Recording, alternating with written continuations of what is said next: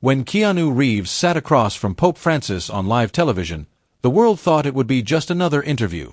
But within minutes, he exposed a secret buried for 2,000 years, a letter that the Church tried to erase. A truth that cost a priest his life. A truth so powerful, it brought millions to their knees. Then, the screen went black. The broadcast was cut. Keanu disappeared. What followed was a global storm of faith, betrayal, sacrifice, and redemption, and what happened next will leave you speechless. It was supposed to be a peaceful interview, a global conversation about faith, compassion, and healing. But within seconds, everything changed. Amara Vale, wait. Is this real? Keanu. I've read it 20 times. And I still can't believe it. A secret letter. Buried for nearly 2 millennia. Written by one of Christ's forgotten disciples, Thomas the Just. A man erased from history. A message hidden by those sworn to protect it. Within minutes, the stream was shut down. Social media was frozen. Vatican lines went dead. And Keanu Reeves vanished. What followed was not a scandal. It was a spiritual uprising. A global movement fueled by one man's courage to speak the truth. And a church's desperate attempt to silence it. This is the untold story of betrayal, of sacrifice, of a truth too powerful to stay buried. And what happened next will leave you changed forever. Moments later, authorities stormed the studio. Broadcasts were halted. Social platforms went dark. And Keanu Reeves vanished. But what he left behind couldn't be erased. Chapter 1. The interview that wasn't supposed to happen. It was a quiet Sunday evening. The world was still recovering from another week of chaos. Wildfires raging across continents, political tensions mounting, and a growing sense that something wasn't right. People tuned in not to find answers, but for comfort. Comfort from a man who rarely spoke publicly, unless his words mattered. Enter Keanu Reeves, the world's favorite enigma. The soft-spoken warrior of the silver screen. The man who had seen loss, who had tasted pain, and somehow emerged not bitter, but gentler. On this night, Keanu agreed to an interview that raised eyebrows before it even aired. Not just any show, but a global live broadcast hosted by journalist and truth-seeker Amara Vale, known for her relentless pursuit of buried stories. What stunned everyone, however, was the second guest she invited. Pope Francis. Yes, the Pope. The spiritual leader of 1.3 billion Catholics. A man considered by many to be the world's conscience. He had never before agreed to share a screen with a Hollywood actor, until now. The pairing made no sense. But that's what made it perfect. Global viewership surge. Footage shows millions of people logging into the live stream, from cozy apartments in Buenos Aires, to silent chapels in Poland, to bustling cafes in Seoul. Hashtags trend. Keanu and the Pope. Live confession. Hidden light.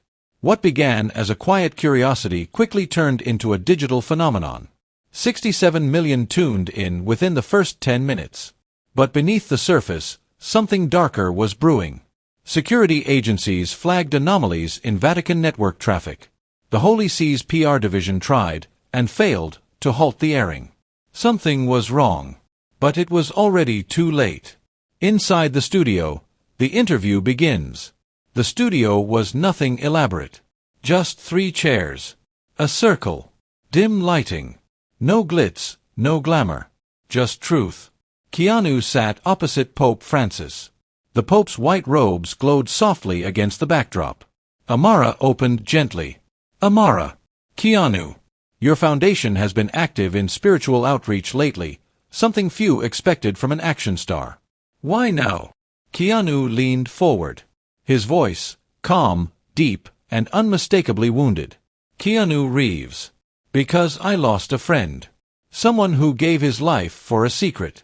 A man of God, who was silenced. The air shifted. Amara stiffened. Even Pope Francis looked down. And then, Keanu said his name. His name was Father Luca Benetti. And what he discovered beneath the Sistine Chapel cost him everything. The Secret Keeper. Narrator transitions into story mode as we fade into sepia-toned memories. Father Luca wasn't just a priest. He was a historian, a protector of ancient knowledge. A man who once saved a young Keanu during a crisis in Rome, decades ago, when the actor had lost his way during the filming of The Matrix Reloaded. That bond was quiet, but sacred. In 2023, Luca contacted Keanu in secret. He claimed he had unearthed a text, older than the Gospels, hidden beneath the catacombs during reconstruction. It wasn't just scripture. It was a confession. A letter from an apostle long erased from history, Thomas the Just. The letter told of a truth buried for 2,000 years, that one of the core teachings of modern power structures in the church was a manipulation, a mistranslation bent for control. Luca planned to go public. He never got the chance. 3 days later, he was found dead in a small Roman flat. Heart failure, the report said. But Keanu knew better. So did Pope Francis. Back to the interview. Silence, then fire. Amara shaken. Keanu, are you saying the church silenced a whistleblower? Keanu didn't speak. He looked directly at the Pope. Pope Francis, old, weary, and visibly shaken, finally raised his eyes. Pope Francis. Not the church. Men who wore its robes, but served only power. Gasps echoed across the live stream. That was when it happened. Live feed interruption. The screen glitched. A Vatican security message flashed. Audio scrambled. Then, black. Seconds later, it resumed. Keanu's voice returned. Louder now. Fierce. I have a copy of the letter. And I'm reading it. Right now. The document appeared on screen. Handwritten. Ancient. A voiceover began. It wasn't a political statement. It wasn't blasphemy. It was liberation.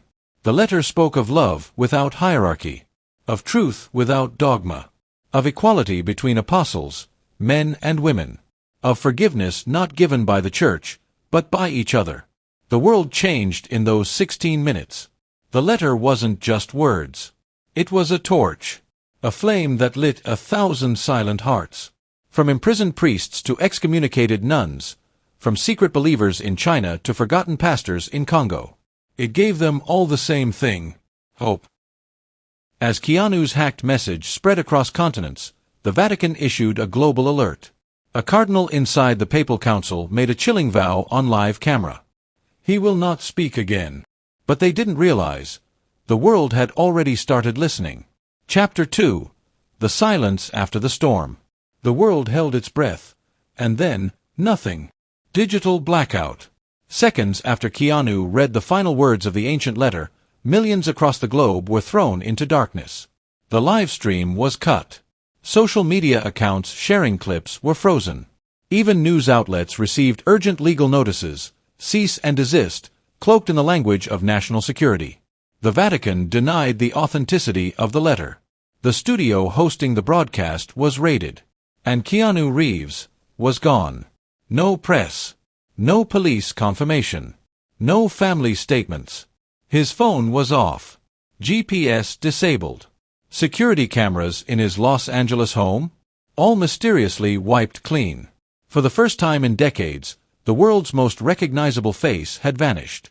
Amara's escape. Amara Vale, the journalist who hosted the broadcast, barely escaped that night. With the help of an unknown contact, she fled through a fire escape and slipped into a black van in the studio's underground parking. Inside, she found a man waiting, the same man she never thought she'd meet again. Father Miguel Esparza, a once excommunicated priest, silenced years earlier for theological insubordination. He had spent his life tracking forbidden texts and whistleblower clergy. He handed Amara a USB drive. "They'll erase it all," he said. "But not if we spread it faster than they can kill it." Inside the USB, the full recording of the live stream, the high-resolution scan of the ancient letter, and a message recorded by Keanu before the broadcast. Keanu's recorded message. Keanu Reeves recorded. "If you're watching this, they stopped us. I always knew they might. But what I'm about to say isn't for ratings. It's for truth. Real truth." He talks about Luca Benetti again. About the night they sat beneath Rome's quiet skyline, when Luca showed him the letter and wept. He didn't cry because it challenged the church. He cried because it freed him. Then he says something that breaks Amara's voice when she watches it back later. I'm not trying to destroy anything. I love my faith. But love means accountability. And truth isn't blasphemy. The Vatican's response. In Rome, the Vatican entered full crisis mode. A public statement declared the interview dangerous misinformation and accused Keanu of being used by radical anti-Christian elements. Papal press conferences were cancelled. Journalists were denied access. And an emergency security meeting was held in Castel Gandolfo. But one camera caught something they didn't mean to show. Pope Francis, standing alone in the basilica late at night, holding the letter in his trembling hands. He kissed it, then whispered, "I always knew. They buried him." Keanu's sightings spark global movement. Despite the blackout, fragments of the interview began spreading on the deep web. Encrypted clips shared through whistleblower networks. Truth seekers in Brazil, Canada, Japan, all picking up pieces. Soon, global protests erupted. In Manila, 20,000 gathered outside the cathedral, chanting, "Show us the letter." In Mexico City, a priest read parts of it during Mass, and was immediately arrested. In South Africa, churches lit candles not for a saint, but for Keanu Reeves. Character deep dive. Sister Marie Celeste.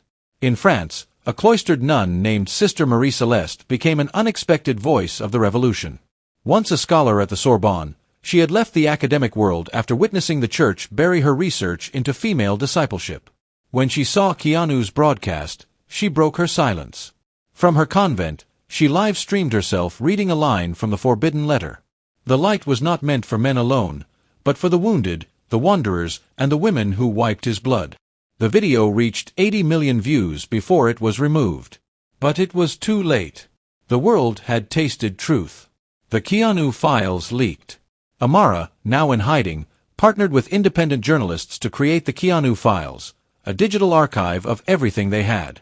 Protected by blockchain. Impossible to delete. In it were more bombshells, proof of secret Vatican tribunals, correspondence showing years of internal debate about the letter, and a handwritten note from Pope Francis himself, dated 2021. If this truth emerges, may it not divide us but deliver us. And so, a silent war began. Not between nations, not between religions, but between those who worshipped power and those who longed for healing. Hidden allies. One evening, Amara received a call from a number labeled Unknown Shepherd. It was Pope Francis. His voice was tired, but clear. "You were right to run. But you can't stay hidden forever. The world will need your voice." Then he paused and added, "He's alive." 3 words that set the world ablaze once more. Chapter climax. The message from nowhere. That night, every screen in Times Square lit up, not from an ad, but from a live hack. Keanu's face. Keanu, live feed, exhausted, but alive. "I'm safe. I was never running from them. I was buying time. For you. For all of us." He declared a new initiative, the Lazarus Project, a grassroots movement to reclaim buried spiritual truths, empower silenced clergy, and preserve ancient knowledge outside political control. Then he said something that shook even the Vatican walls. Forgiveness belongs to no institution, only to hearts that have suffered. The second broadcast began. Screens flickered in villages and cities across the globe. Keanu stood at a mountain peak, wind cutting across his face, eyes steady.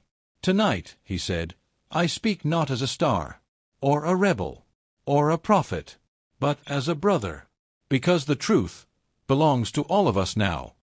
Chapter 3. The Judas Within. For every great truth that rises, there's always someone waiting to bury it again. The world was still echoing with Keanu's hacked transmission. But inside the marble halls of the Vatican, a darker plan was forming. Inside the Shadow Council, deep within the Apostolic Palace, under the veil of midnight, a secret meeting convened. Not all within the Church opposed the truth, but some had everything to lose if it spread. At the head of the table sat Cardinal Vittorio D'Alessio, head of the Vatican's Congregation for the Doctrine of the Faith, once called the Inquisition. D'Alessio's eyes were steel. He had risen not through piety, but through political survival. He had kept his silence during past scandals. But this was an uprising. This man, he spat, has turned the world against us. Not with hate, but with truth. That is far more dangerous. Beside him, a younger voice interjected, Father Matteo Farelli, a rising theologian, brilliant and conflicted. What if the letter is real, Your Eminence? Should we not seek understanding? D'Alessio stood. Then you will find him, and silence him. Matteo's inner struggle. Father Matteo wasn't like the others. He had once written his thesis on Thomas the Just, before it was censored. He believed in truth. But he also believed in the church. His home. Now, he was being sent to betray a man he admired, for a system he no longer trusted. Why me? He asked. D'Alessio handed him a sealed dossier. Because Keanu once trusted you. Matteo and Keanu. 3 years earlier, a symposium in Zurich. Keanu had spoken on art, spirituality, and loss. In the crowd sat Matteo, then a scholar. Afterward, they spoke privately, about grief, philosophy, and faith. Matteo had even quoted Luca Benetti.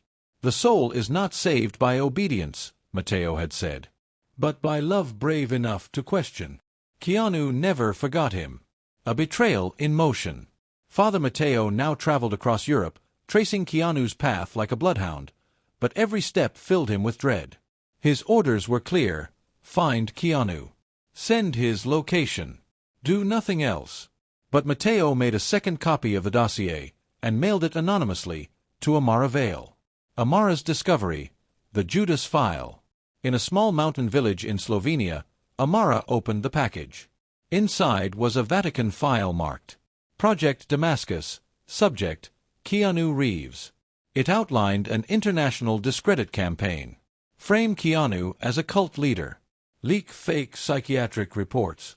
Target allies for surveillance. One section chilled her to the bone. Final protocol, if necessary, consider removal under pretense of martyrdom. Matteo finds Keanu. It was a snowy night in the Alps. An old monastery, abandoned for decades, served as a safe house for exiled monks. Inside, Keanu stood by a fire. Weary, scarred, but burning with purpose. Matteo approached slowly. Keanu turned, no surprise in his eyes. I knew they'd send someone. I just didn't expect it to be you. Matteo held the order in his hand, but didn't hand it over. They want you gone, Matteo whispered. But part of me wonders if you're the only one left telling the truth. Keanu smiled. The truth doesn't need protection. It just needs someone willing to be hated for it. It was the moment Judas sat at the table, but didn't betray the Christ. Matteo dropped the envelope into the fire, and Keanu embraced him. The counterplan. With Matteo's help, Keanu made contact with hidden clergy around the world, reformers, scholars, theologians long silenced. They had a plan, a second broadcast, this time from 5 continents simultaneously. They called it the Pentecost Echo. One voice, speaking truth, through many. The Allies gather. We see a bishop in Uganda smuggling ancient scrolls out of a locked vault. A Brazilian nun hacking into Catholic broadcast satellites. A Buddhist monk in Japan translating the letter to help bridge interfaith understanding. Sister Marie Celeste sewing a banner that reads, Faith is not fear. And finally, Amara, back in the studio, microphone on, tears in her eyes. Truth had no army, no weapons, no flag, but it had them. The doubters, the faithful, the fallen, and a man named Keanu Reeves, who refused to be silent. D'Alessio's final move. Back in Rome, D'Alessio received news of Matteo's betrayal. Furious, he ordered a Black Ops team, former intelligence agents with Vatican ties, to intercept the broadcast. End it. End him. But what he didn't know was that someone inside his own council had defected. Pope Francis himself. 1 week later, Keanu appeared on a live stream. His voice, hoarse but certain. This wasn't about me. I just held the torch. You became the fire. And then he added, But there is still one name we haven't spoken. The one who started it all. The man who gave his life for all of us to wake up. And so, the journey returned to Luca. Chapter 4. The Fire and the Flood. The second broadcast was more than a signal. It was a spark. But in a world soaked in fear, a spark is all it takes to start a fire. The broadcast begins. Across 5 continents, 5 figures stood before cameras. Not politicians. Not celebrities. Believers. A bishop in South Sudan. A blind rabbi in Tel Aviv. A teenage refugee in Athens. Sister Marie-Celeste in Lyon. And Keanu Reeves, standing atop a windswept peak in Iceland. They each read different portions of the letter of Thomas the Just, translated into 17 languages, broadcast simultaneously to over 200 million devices. God does not reside in temples made of stone, but in the mercy we show to the suffering. No soul is born less holy than another. The robe does not sanctify. Love does. Those who stand in truth will be cast out. But the light follows the exiled. The reaction. Within hours, the world began to change. In Cuba, soldiers disobeyed orders to shut down a church streaming the video. In Pakistan, Muslims and Christians gathered to hear the letter side by side. In Canada, a massive candlelight vigil lit up Parliament Hill with signs that read, "No more secrets. No more fear." But not everyone lit candles. Some lit torches. The retaliation begins. Every great flood begins with fire. Within 24 hours, the first arrest orders went out. Amara Vale was declared internationally wanted for subversion of faith institutions. Interpol was pressured to label Keanu a spiritual terrorist. D'Alessio convened a shadow trial in Rome, announcing a doctrine of absolute silence. All those spreading the heresy of the letter shall be excommunicated and isolated. Churches were raided. Libraries burned. The Vatican's secret police, the Custodes Umbri, were activated for the first time in 60 years. Amara captured. Amara Vale was broadcasting from an undisclosed location in the Scottish Highlands when the agents found her. She went without resistance. But before they took her, she handed a tiny SD card to a child watching nearby. "Give this to Matteo. He'll know what to do." The conflicted cardinal. At that same moment, Cardinal D'Alessio received a letter. Not an email. Not a dossier. A handwritten envelope from Pope Francis. Inside, a single line. "You protect the throne. I protect the kingdom." And beneath it, a copy of the letter, in the Pope's own handwriting. D'Alessio's hands trembled. For a moment, just a moment, he looked like a man who had seen everything he built begin to collapse. Keanu's hideout breached. They came at night. Guns drawn. Helicopters slicing the sky. But by then, Keanu was already gone. Inside the monastery, they found only candles and a painted message on the wall. Truth has no address, but it knocks on every door. The manhunt widened. But every time they got close, someone helped him vanish. A priest in Prague. A fisherman in Iceland. A deaf child in Berlin who pretended not to understand the agent's questions. He became more than a fugitive. He became a myth. Sister Marie-Celeste's sacrifice. In Lyon, Sister Marie-Celeste refused to flee. She walked calmly into the courtyard as agents surrounded the convent. "You want to silence me," she said. "Then the whole world will watch." She live-streamed her own arrest. Millions watched in real time as her veil was torn from her head, her crucifix broken in front of her. But she smiled. "You can break symbols," she whispered, "but not the spirit." That moment was the flood. From Sao Paulo to Seoul, people flooded the streets. Not to riot, not to burn, but to stand. The human wall. Rome. Vatican City. Tens of thousands gathered outside St. Peter's Basilica. They linked arms, sang, cried, prayed. Signs rose. Let the letter live. Faith is not fear. We are the church. And in the crowd, hidden beneath a hood, was Keanu Reeves, watching it all. Pope Francis breaks his silence that night. The balcony of St. Peter's lit up. Pope Francis stepped forward, alone. The custodes umbri flanked the entrance, but the Pope raised his hand. "Do not fear truth. Fear only those who would chain it." He then held the original letter aloft for the world to see. Thomas the Just was erased. Luca Benetti was silenced. And Keanu Reeves has been hunted. But truth is resurrection. The crowd roared. Final moments. Global shift begins. It wasn't a revolution. It was a revival. Not of politics, or money, or power, but of courage, of memory, of light. In India, school textbooks began adding Thomas the Just alongside religious figures. In Africa, women were ordained for the first time in centuries. In the U.S., a new faith movement emerged, the Way of the Wounded, built on the letter's teachings. In the final scene, Keanu walks alone through a garden. He kneels beneath a small olive tree, the same kind that grew in Gethsemane. He places something in the dirt. It's the original letter. "Let the truth take root," he whispers. "Even if I never see it bloom." As he walks away, the wind lifts, and the leaves rustle like applause. But he would see it bloom, and the world would never be the same again. Chapter 5. The Martyr in the Shadows. Before the fires and the floods, before the cameras and the crowds, there was one man. Alone. Quiet. Forgotten by the world. And it was he who lit the first match.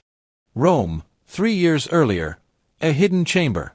Beneath the ancient Basilica of St. Peter's, behind locked doors and crumbling stone, a forgotten room was unearthed during routine restoration. Inside, scrolls, parchments, and a box sealed in wax. The worker who found it reported it up the chain, but it never made the news. Instead, it reached Father Luca Benetti, a quiet priest, a scholar of lost theology, dismissed by his superiors, mocked for chasing ghosts. But he wasn't chasing ghosts. He was chasing truth. The day Luca found the letter, the chamber was musty. Dust floated like ash. Luca wiped off the seal, a faded symbol of 2 crossed palms. He opened the box, and found a parchment wrapped in linen. Ancient. Fragile. He read the opening lines, and wept. To those who would keep love in chains, know this, the chains will rust. But love will remain. He had found it. The letter of Thomas the Just, the disciple who questioned blind obedience and paid the price for it. Luca's diary. Keanu reads from Luca's journal, recovered after his death. Day 1. I do not know why this letter survived. But I know it was meant for this age, not theirs. Day 5. I showed it to 2 bishops. One cried. The other warned me never to speak of it again. Day 10. I have made a copy. If they silence me, perhaps the words will still speak. Day 14. I've contacted Keanu. I know he won't run. He never has. Their final meeting. Late one evening, in a quiet cafe tucked into the side streets of Trastevere, Luca handed Keanu a small box. They'll come for me, Luca said. But maybe they won't see you coming. Keanu opened the box and saw the letter, carefully wrapped. Why me? Keanu asked. Luca's response would become legend. Because truth only matters when someone the world trusts dares to speak it. The murder. 3 nights later, Luca was found dead. The cause? Heart failure. But Keanu and Matteo both knew Luca had no history of heart problems. And the Vatican's refusal to allow an autopsy sealed the suspicion. He didn't collapse. He was erased. Not because he lied, but because he dared to tell the truth. A ripple across time. Luca's funeral was barely attended. No formal honors. No public mention. But the ripple had already begun. His notes were smuggled to underground networks. His copy of the letter scanned and translated. His words memorized by thousands. In small monasteries and broken homes, people whispered his name in candlelight. Luca, the last priest to die for truth. The first martyr of the second age. Matteo returns to Luca's room. Now hunted himself, Matteo returned to Luca's old quarters. There, he found a hidden drawer, inside it, a voice recording. If you're hearing this, Then the light was not extinguished. Good. That means the cost was worth it. I never wanted fame. Or rebellion. I just couldn't keep quiet. We were never meant to worship in silence. We were meant to feel. We were meant to bleed together. And we were meant to rise together. Global pilgrimage. News of Luca's story spread like wildfire. His grave, once unmarked, became a holy site. Families placed handwritten prayers there. Artists painted murals of him with an open scroll and fire behind his eyes. A bronze plaque appeared, engraved with his final known words. If truth costs my life, let it buy your freedom. Pope Francis honors Luca publicly. 1 month after the second broadcast, the unthinkable happened. Pope Francis stood before the world and canonized Luca Benetti. Not through the traditional saint-making ritual, but through the one thing that mattered now. We failed him. He gave us gold. And we called it treason. But no longer. Keanu's Tribute, a short film. In collaboration with refugees, war survivors, and artists around the world, Keanu released a 12-minute silent short film titled The Martyr in the Shadows. It showed no violence. Only imagery. A man walking into darkness. A child lighting a candle. A letter floating through the wind. And in the final scene, Luca's silhouette, arms stretched wide, as light poured through the cracks around him. They tried to bury him in shadow, but Luca had become the light. The Children's Movement. Inspired by Luca, children across the world formed truth circles, weekly gatherings to read the letter aloud, ask questions, and comfort each other. They called themselves the Echo of Luca. And from those circles came music, art, poetry, and new hope. Chapter 6. The Third Day. On the third day, the stone was not rolled away from a tomb. This time, it was rolled away from hearts. And what stepped out was not a man, but a movement. The silent morning. Dawn broke quietly across the world. Not with fanfare. Not with war. But with whispers. In Tokyo, a group of teenagers gathered in silence to read the letter. In Zimbabwe, a tribal elder began every morning with Luca's prayer. In a burned-down church in Louisiana, a single flower bloomed through ash, planted by a child who believed. And in Vatican City, the bells rang. Not for a pope. Not for a saint. But for truth. Keanu's final address. Keanu stood before a global crowd, not in a studio, but in the open air, on a grassy hill outside the ruins of a collapsed cathedral in central Turkey. No lights. No makeup, no script, just him, and a world that had finally started to listen. You don't need me to speak for truth anymore. You are the truth now. It lives in the mother who forgives, in the stranger who protects, in the wounded who still believe. He paused. His voice cracked. Luca gave us this chance. Don't waste it trying to build another tower. Use it to build each other. The Vatican reforms. Pope Francis stepped down 2 weeks later. Not in disgrace, but in peace. He left behind a handwritten statement. Let the church be a river, not a dam. A global council was called, with scholars, priests, and lay people. Women were invited to the altar. LGBTQ+ believers were welcomed with open arms. Hidden scrolls were digitized. The archives were opened. The wall cracked, and light poured through. Matteo's redemption. Father Matteo returned not as a servant of a broken system, but as its healer. He became the first truth keeper of the new Vatican Council, tasked with preserving not dogma, but dialogue. In his hands, he carried a gift from Keanu. Luca's original voice recording. It was played aloud at the council's opening. There is no such thing as heresy when your faith begins with love. Amara walks free. Amara Vale was cleared of all charges. But she didn't return to fame.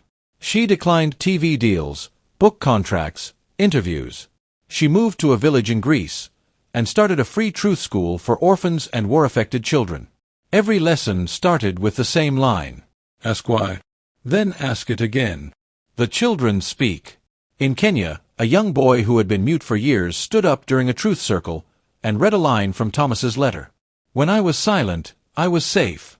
When I spoke, I was free. His words echoed through the crowd, captured on video, and shared by millions. The clip was titled, "The Third Day Begins." The seeds of the new church. Across Earth, churches began to look different. Less gold. More gardens. Less robes.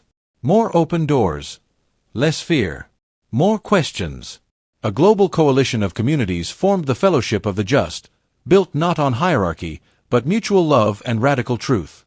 Their only law: tell the truth. Carry the wounded. Never close your door. Keanu walks alone. Months passed. Keanu wandered without cameras. Through Syrian ruins. Through flooded Bangladeshi villages. Through native reservations in Montana. He listened. He held hands. He built homes. Quietly. But one evening, in a Chilean village, a young girl approached him. She handed him a candle and said, "My mother says you gave the truth back to the people." Keanu knelt, tears in his eyes. "No, sweetheart. You kept it alive." Behind him, hundreds of villagers emerged from the trees, each holding a candle. Without saying a word, they surrounded him in glowing light. And in that moment, the man who carried the letter finally knew it had arrived. Luca's tree blooms. The olive tree where Keanu had buried the letter, once small, barely rooted, had grown. It now stood strong, and under it sat a stone plaque. "Here lies no saint, no prophet, just a man who believed enough to be broken." Visitors began leaving letters of their own at its base, each starting with the same phrase: "To those who come after. A new earth rising." A Muslim imam quotes Thomas the Just in a sermon on mercy. A Buddhist monk invites a Christian nun to lead a prayer. A classroom in New York studies Luca Benetti alongside Martin Luther King Jr. A Catholic priest marries a lesbian couple with full blessing. A homeless woman starts a free food pantry called The Table of the Wounded. Keanu's final words. The world didn't need a hero. It needed a mirror. And if my reflection helped you see your own, then every scar was worth it. Final words. He didn't save the world. He reminded it how to save itself. And the rest was love. Dedicated to the seekers, the wounded, the ones who refused to stay silent. Truth is never lost. It is only waiting to be found. He didn't set out to be a prophet. He wasn't trying to be a hero. He simply held the truth, and refused to drop it, even when the world begged him to stay silent. In a world built on silence, one voice can become a storm. One act of courage can rewrite history. And one letter can bring an empire to its knees. If this story moved you, if it challenged you, if it stirred something deep in your soul, then don't let it end here. Sure. And most importantly, speak. Because the truth doesn't belong in vaults or behind walls, it belongs in you. And it only lives when you pass it on. Leave a comment. Let your voice be heard. Share this with someone who still believes in light. Subscribe, not for content, for courage. The third day has begun, and you are part of it.